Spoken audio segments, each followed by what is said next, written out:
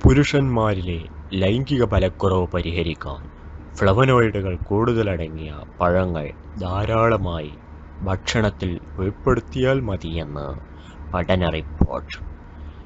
70 വയസ്സിൽ താഴെയുള്ള പുരുഷന്മാരിലെ ലൈംഗിക ബലക്കുറവ് പരിഹരിക്കാൻ strawberry, apple, pear, blueberry, red wine എന്നിവയിലടങ്ങിയിരിക്കുന്ന ഫ്ലവനോയിഡുകൾ സഹായിക്കും.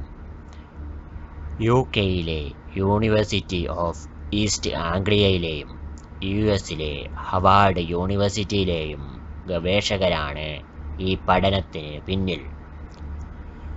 മധ്യവയസ്കരായ പുരുഷന്മാരെയാണ് ലൈംഗിക ബലക്കുറവ് അലട്ടുന്നത്.